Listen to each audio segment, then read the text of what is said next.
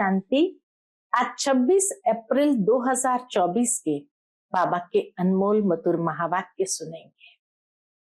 आज की मुरली में बाबा कहे, बच्चे तुम्हें रहना भी इसी दुनिया में है, शरीर निर्वाह अर्थ कर्म भी करना है, लेकिन साथ साथ ये बेहद की पढ़ाई के द्वारा बेहद की उन्नति भी करनी है।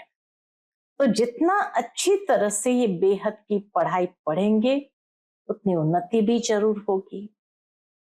लेकिन इस पढ़ाई में सबसे डिफिकल्ट सब्जेक्ट है कि जब बाबा हम बच्चों को ये कहते हैं, बच्चे स्वयं को आत्मा समझना है और दूसरों को भी आत्मिक दृष्टि से देखना है कि यह आत्मा है और आत्मा आत्मा भाई भाई की दृष्टि विकसित हो, वृत्ति में भी यही बात रहे।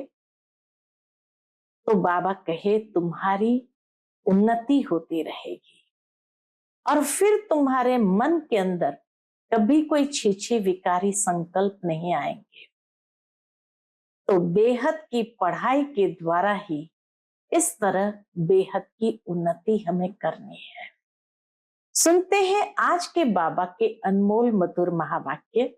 ओम शांति।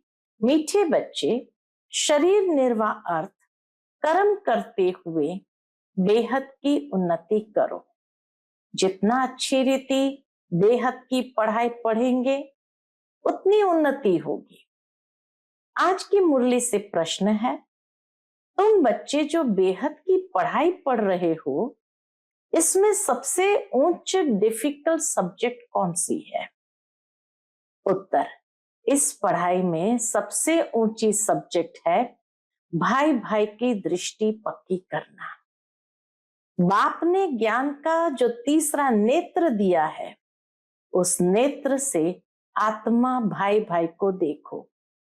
जरा भी आंखें धोखा न दे, किसी भी देहधारी के नाम रूप में बुद्धि न जाए, बुद्धि में जरा भी विकारी छीछी संकल्प न चले। यह है मेहनत। इस सब्जेक्ट में पास होने वाले विश्व के मालिक बन जाएंगे। जो इस सब्जेक्ट में पास हो गए अर्थात विश्व के मालिक बन जाएंगे। ओम शांति। बेहद का बाप बैठ बेहद के बच्चों को समझाते हैं।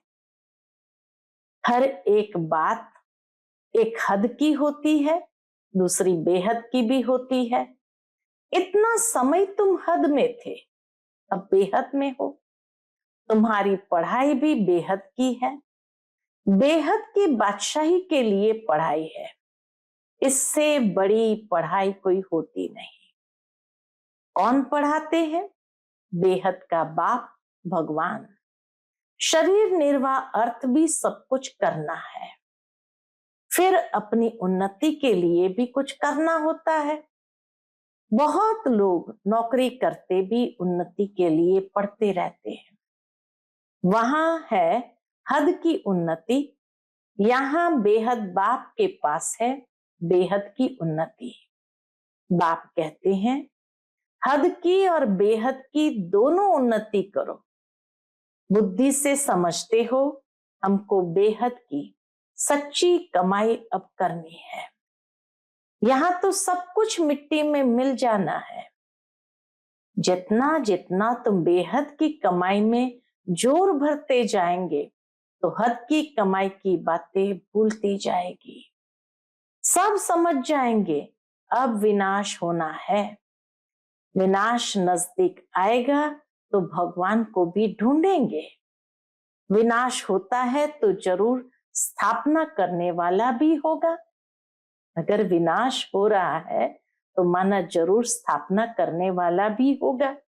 दुनिया तो कुछ भी नहीं जानती, उनकी ये सोचने समझने की क्षमता ही नहीं है। तुम प्रजापिता ब्रह्मा कुमार कुमारियां भी नंबरवार पुरुषार्थ अनुसार पढ़ाई पढ़ रहे हो। हॉस्टल में वह स्टूडेंट रहते हैं जो पढ़ते हैं, परंतु यह हॉस्टल तो न्यारी है। इस हॉस्टल में तो कई ऐसे ही रहते हैं जो शुरू में चले आए व रह गए, ऐसे ही आ गए। वैरायटी आ गए, ऐसे नहीं सब अच्छे आए, वैरायटी प्रकार के आए। छोटे छोटे बच्चे भी तुम ले आए, तुम बच्चों को भी संभालते थे, फिर उनमें कितने चले गए। बगीचे में फूल भी देखो, पक्षी भी देखो, कैसे टिकलू टिकलू करते हैं। ये मनुष्य सृष्टि भी इस समय ऐसे है। हमारे में कोई सभ्यता नहीं थी, सभ्यता वालों की महिमा गाते थे। देवताएं सभ्यता वाले थे तो उनकी महिमा गाते थे। क्या कहते थे? कहते थे हम निर्गुण हारे में कोई गुण नहीं। भल कितने भी बड़े आदमी आते हैं, फील करते हैं कि हम रचयिता बाप और रचना के आदि मध्य अंत को नहीं जानते हैं। फिर वह किस काम के? तुम भी कुछ काम के नहीं थे। अब तुम समझते हो बाप की कमाल है। बाप विश्व का मालिक बनाते हैं। जो राजाई हमसे कोई भी छीन नहीं सकते, ऐसे विश्व के मालिक बाबा बनाते हैं। जरा भी कोई विघ्न डाल न सके। क्या से हम क्या बनते हैं, तो ऐसे बाप की श्रीमत पर जरूर चलना चाहिए। बल दुनिया में कितनी ग्लानि हंगामे आदि होते हैं, ये कोई नई बात नहीं है। 5000 वर्ष पहले भी हुआ था, शास्त्रों में भी है, बच्चों को बताया है। यह जो भक्ति मार्ग के शास्त्र है वह फिर भक्ति मार्ग में पढ़ेंगे। इस समय तुम ज्ञान से सुखधाम में जाते हो, उसके लिए पूरा पुरुषार्थ करना चाहिए। जितना अब पुरुषार्थ करेंगे उतना कल्प कल्प होगा। अपने अंदर जांच करनी है, कहां तक हम उच्च पद पाएंगे। यह तो हर एक स्टूडेंट समझ सकते हैं। बाबा कहे यह तो हर एक स्टूडेंट अपने आप को देखते हुए समझ सकते हैं कि हम जितना अच्छा पढ़ेंगे उतना उच्च पद पाएंगे। यह हमसे होशियार है, हम भी होशियार बने। व्यापार में भी ऐसे ही होता है। बाबा कहे व्यापारियों में भी ऐसे होता है। मैं इनसे ऊपर जाऊं यानी होशियार बनूं। अल्पकाल सुख के लिए मेहनत करते हैं। बाप कहते हैं मीठे मीठे बच्चों, मैं तुम्हारा कितना बड़ा बाप, कितना बड़ा बाप है। साकारी बाप भी है तो निराकारी भी है, दोनों इकट्ठे हैं। दोनों मिलकर कहते हैं मीठे बच्चे, अब तुम बेहद की पढ़ाई को समझ गए हो। दोनों बाबा हम बच्चों से कहते हैं अब तुम बेहद की पढ़ाई को समझ गए हो, और तो कोई जानते ही नहीं। पहली बात तो हमको पढ़ाने वाला कौन है? बाबा कहिए सोचो अंदर में, हमको पढ़ाने वाला कौन है? भगवान क्या पढ़ाते हैं? राजयोग। तुम राज ऋषि हो, वह है हठ योगी। वे भी है ऋषि परंतु हद के। वह कहते हैं हमने घर बार छोड़ा है, इसलिए ऋषि कहते हैं। ये कोई अच्छा काम किया है क्या?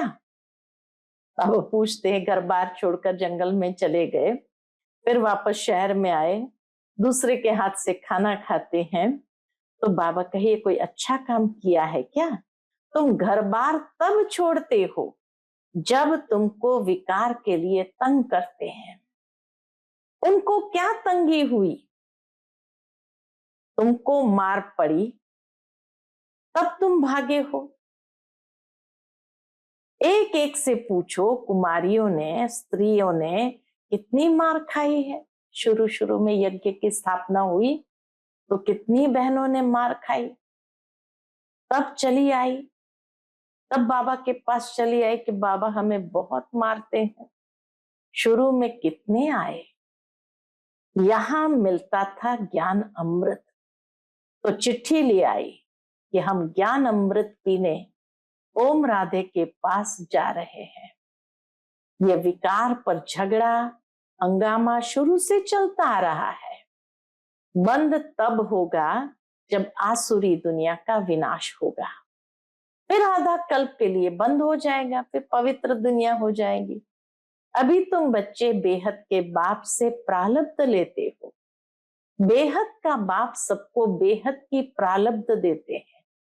हद का बाप हद की प्रारब्ध देते हैं। वह भी सिर्फ बच्चों को ही वर्षा मिलता है, बच्चियों को नहीं। यहाँ बाप कहते तुम बच्ची हो या बच्चा, दोनों वर्षे के हकदार है। उस लौकिक बाप के पास भेद रहता है। सिर्फ बच्चे को वारिस बनाते हैं, स्त्री को हाफ पार्टनर कहते हैं, परंतु उनको भी हिस्सा देते नहीं है। बच्चा ही संभाल लेता है। दुनिया में तो बच्चा ही संभाल लेते हैं। बाप का बच्चों में मोह रहता है। ये बाप तो कायदे अनुसार सभी बच्चों को यानी सभी आत्माओं को वर्षा देते हैं। यहाँ बच्चे व बच्ची के भेद का मालूम ही नहीं। क्यों? क्योंकि आत्मिक दृष्टि आत्मिक वृत्ति है। तुम कितने सुख का वर्षा बेहद के बाप से लेते हो, फिर भी पूरा पढ़ते नहीं, पढ़ाई को छोड़ देते हो। बच्चियां लिखती है, बाबा फलाने ने ब्लड से लिख कर दिया है, अब नहीं आता है। ब्लड से भी लिखते हैं, बाबा आप प्यार करो या ठुकराओ, हम आपको कभी नहीं छोड़ेंगे, परंतु परवरिश लेकर फिर भी चले जाते हैं। बाप ने समझाया है ये सब ड्रामा है। कोई आश्चर्यवत भागंती होंगे, यहाँ बैठे हैं तो निश्चय है, ऐसे बेहद के बाप को हम कैसे छोड़े। ये तो पढ़ाई भी है, गारंटी भी करते हैं हम साथ ले जाएंगे। सतयुग आदि में इतने सब मनुष्य नहीं थे। अभी संगम पर सभी मनुष्य है, सतयुग में बहुत थोड़े होंगे। इतने सब धर्म वाले कोई भी नहीं रहेंगे। उसकी सारी तैयारी हो रही है। ये शरीर छोड़ शांति धाम चले जाएंगे। हिसाब किताब चुकतू कर जहां से आए हैं पाठ बजाने, वहां चले जाएंगे। वह तो होता है 2 घंटे का नाटक, और यह है बेहद का नाटक।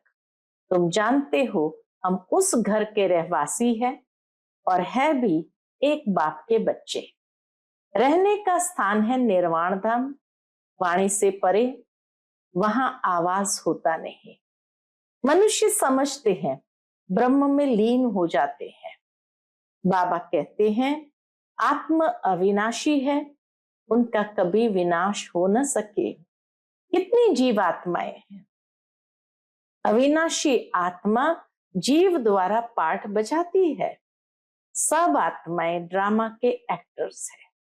रहने का स्थान ब्रह्मांड व घर है। आत्मा अंडे मिसल दिखाई पड़ती है, वहां ब्रह्मांड में उनके रहने का स्थान है। हर एक बात को अच्छी रीति समझना है। नहीं समझते हैं तो आगे चलकर आप ही समझ जाएंगे। अगर सुनते ही रहेंगे तो हर एक बात की सूक्ष्मता को भी समझते जाएंगे। छोड़ देंगे तो फिर कुछ भी समझ नहीं सकेंगे। तुम बच्चे जानते हो ये पुरानी दुनिया खत्म हो, नई दुनिया स्थापन होती है। बाप कहते कल तुम विश्व के मालिक थे, अब फिर तुम विश्व के मालिक बनने आए हो। गीत भी है ना, बाबा हमको ऐसा मालिक बनाते हैं जो कोई हमसे छीन न सके। ना ये धरती आसमान सब कुछ हमारा है। आकाश जमीन आदि पर हमारा अधिकार रहता है। इस दुनिया में देखो क्या क्या है, सब है मतलब के साथी। वहां तो ऐसे नहीं होगा। जैसे लौकिक बाप बच्चों को कहते हैं ये धन माल सब कुछ तुमको देकर जाते हैं, इनको अच्छी रीति संभालना। बेहद का बाप भी कहते हैं, तुमको धन माल सब कुछ देते हैं, तुमने हमको बुलाया है, पावन दुनिया में ले चलो, तो जरूर पावन बनाकर विश्व का मालिक बनाऊंगा। बाप कितना युक्ति से समझाते हैं। इसका नाम ही है सहज ज्ञान और योग। सेकंड की बात है, सेकंड में मुक्ति, जीवन मुक्ति। तुम अब कितना दुरानदेशी बुद्धि हो गए हो। यही चिंतन होता रहे कि हम बेहद के बाप द्वारा पढ़ रहे हैं, हम अपने लिए राज्य स्थापन कर रहे हैं, तो उसमें हम ऊंच पद क्यों न पाए, कम क्यों पाए? क्यों ऊंच पद न पाए, कम क्यों पाए? राजधानी स्थापन होती है, इसमें भी मर्तबे होंगे ना, दास दासियां ढेर होंगे, वह भी बहुत सुख पाते हैं।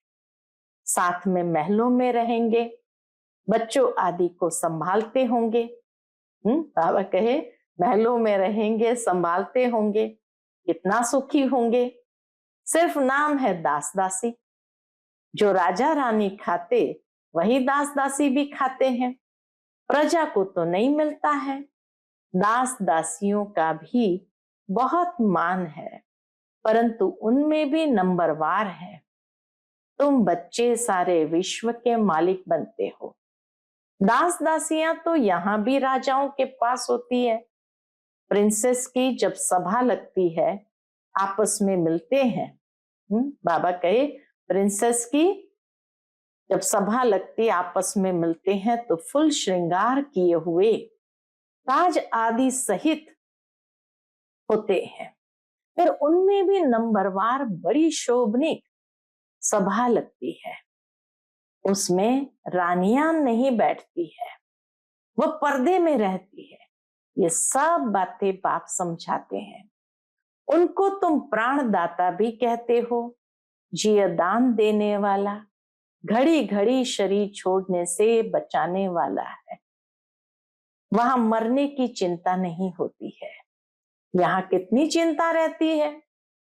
थोड़ा कुछ होता है तो बुलाएंगे डॉक्टर को कि कहाँ मर न जाए। वहां डर की कोई बात नहीं। सतयुग में, स्वर्ग में डर की कोई बात नहीं। तुम काल पर जीत पाते हो तो कितना नशा रहना चाहिए। पढ़ाने वाले को याद करो तो भी याद की यात्रा हुई। बाप टीचर सतगुरु को याद करो तो भी ठीक है। जितना श्रीमत पर चलेंगे, मनसा वाचा कर्मणा पावन बनना है। बुद्धि में विकारी संकल्प भी न आए। वह तब होगा, कब? बाबा कहे वो तब होगा जब भाई भाई समझेंगे। तो बाबा कहे विकारी संकल्प भी नहीं आएंगे। तो सबसे पहले वृत्ति ऐसी बनानी है, आत्मा आत्मा भाई भाई। वृत्ति में होगा तो दृष्टि में आएगा। उसी दृष्टि से एक दूसरे को देखेंगे, और जब दृष्टि वृत्ति दोनों में आ गए तो फिर विकारी संकल्पों से मुक्त हो जाएंगे। बाबा कहे बहन भाई समझने से भी छीछी हो जाते हैं। सबसे अधिक धोखा देने वाली ये आंखें हैं। इसलिए बाप ने तीसरा नेत्र दिया है। तो अपने को आत्मा समझ, भाई भाई को देखो। इसको कहा जाता है ज्ञान का तीसरा नेत्र। बहन भाई भी फेल होते हैं तो दूसरी युक्ति निकाली जाती है कि अपने को भाई भाई समझो। बड़ी मेहनत है, सब्जेक्ट होती है ना, कोई बहुत डिफिकल्ट सब्जेक्ट होती है। ये पढ़ाई है, इसमें भी उच्च सब्जेक्ट है। कौन सी? तुम किसी के भी नाम रूप में नहीं फंस सकते हो। बहुत बड़ा इम्तिहान है, विश्व का मालिक बनना है। मुख्य बात बाप कहते हैं भाई भाई समझो। तो बच्चों को इतना पुरुषार्थ करना चाहिए, परंतु चलते चलते कितने ट्रेटर भी बन पड़ते हैं। यहाँ भी ऐसे होता है। अच्छे अच्छे बच्चों को माया अपना बना देती है। तब बाप कहते हैं मुझे फारगती भी दे देते हैं, डाइवोर्स भी दे देते हैं। फारगती बच्चे और बाप की होती है और डाइवोर्स स्त्री और पति का होता है। तो दोनों ही रूप से बच्चे बनकर फारगती दे देते हैं और बाबा से, जो पतियों का पति है, उससे डाइवोर्स भी दे देते हैं। बाप कहते हैं हमको दोनों मिलते हैं। अच्छी अच्छी बच्चियां भी डाइवोर्स दे जाकर रावण की बन जाती है। वंडरफुल खेल है ना, माया क्या नहीं कर देती है। बाप कहते हैं माया बड़ी कड़ी है। रहम आता है बाबा को भी, माया बड़ी कड़ी है। गायन है, गज को ग्राह ने खाया। बहुत गफलत कर बैठते हैं, बाप से बेअदबी करते हैं तो माया कच्चा खा लेती है। बाप से बेअदबी करना अर्थात बाबा की जो श्रीमत है, वो श्रीमत पर यथार्थ नीति नहीं चलते हैं तो माया कच्चा खा लेती है। माया ऐसी है जो कोई कोई को एकदम पकड़ लेती है, एकदम पकड़ लेती है। अच्छा, बच्चों को कितना सुनाया? बाबा कहे बच्चों को कितना सुनाए, कितना सुनाओ। मुख्य बात है अलफ। मुसलमान भी कहते हैं सवेरे उठकर अलफ को याद करो। यह वेला सोने की नहीं है। इस उपाय से ही विकर्म विनाश होते हैं और कोई उपाय नहीं। बाप तुम बच्चों के साथ कितना वफादार है, कभी तुमको छोड़ेंगे नहीं। आए ही है सुधार कर साथ ले जाने। याद की यात्रा से ही तुम सतो प्रधान होंगे, उस तरफ जमा होता जाएगा। बाप कहते अपना चोपड़ा रखो। कितना याद करते हो, कितनी सर्विस करते हैं। व्यापारी लोग घाटा देखते हैं तो खबरदार रहते हैं, कहीं नुकसान न हो जाए। घाटा नहीं डालना चाहिए, कल्प कल्पांतर का घाटा पड़ जाता है। अच्छा, मीठे मीठे सिक्किल दे बच्चों प्रति माता पिता बाप दादा का याद प्यार और गुड मॉर्निंग। रूहानी बाप की रूहानी बच्चों को नमस्ते। हम सभी रूहानी बच्चों की रूहानी माता पिता बाप दादा को याद प्यार, गुड मॉर्निंग और नमस्ते नमस्ते। शुक्रिया बाबा, शुक्रिया। आज की मुरली से धारणा के लिए मुख्य सार है। पहली पॉइंट, मनसा वाचा कर्मणा पावन बनना है। बुद्धि में विकारी संकल्प भी न आए, इसके लिए आत्मा भाई भाई हूं यह अभ्यास करना है। किसी के नाम रूप में नहीं फंसना है। दूसरी पॉइंट, जैसे बाप वफादार है, बच्चों को सुधार कर साथ ले जाते हैं, ऐसे वफादार रहना है। कभी भी फारगती व डाइवोर्स नहीं देना। आज का बाप दादा का मधुर वरदान हम बच्चों के प्रति है। सदा हल्के बन बाप के नैनों में समाने वाले सहज योगी भव। सदा हल्के बन बाप के नैनों में समाने वाले सहज योगी भव। संगम युग पर जो खुशियों की खान मिलती है वह और किसी युग में नहीं मिल सकती। इस समय बाप और बच्चों का मिलन है, वर्षा है, वरदान है। वर्षा अथवा वरदान दोनों में मेहनत नहीं होती, इसलिए आपका टाइटल ही है सहज योगी। बाप दादा बच्चों की मेहनत देख नहीं सकते। कहते हैं बच्चे अपने सब बोझ बाप को देकर खुद हल्के हो जाओ। इतने हल्के बनो जो बाप अपने नैनों पर बिठाकर साथ ले जाए। बाप से स्नेह की निशानी है, बाप से स्नेह की निशानी है सदा हल्के बन बाप की नजरों में समा जाना। आज का स्लोगन है, नेगेटिव सोचने का रास्ता बंद कर दो, तो सफलता स्वरूप बन जाएंगे। नेगेटिव सोचने का रास्ता बंद कर दो तो सफलता स्वरूप हो जाएंगे। नहीं तो जैसे जैसे सफलता की मंजिल की ओर आगे बढ़ते हैं तो उसमें कोई ना कोई नेगेटिव संकल्प आ जाता है। पता नहीं ऐसा हुआ तो, ऐसा हुआ तो ये पता नहीं वाला नेगेटिव संकल्प उस सफलता से हमारे कदम पीछे कर देते हैं और रास्ता बंद हो जाता है तो सफलता पा नहीं सकते हैं। इसलिए बाबा कहे, जब आप कोई भी बात को प्राप्त करना चाहते हो तो उसके लिए सकारात्मक संकल्पों की ऊर्जा से भरपूर रहो। उसमें पता नहीं या कोई भी नेगेटिव संकल्प नहीं आना चाहिए, तो सफलता हुई पड़ी है। अच्छा, ओम शांति।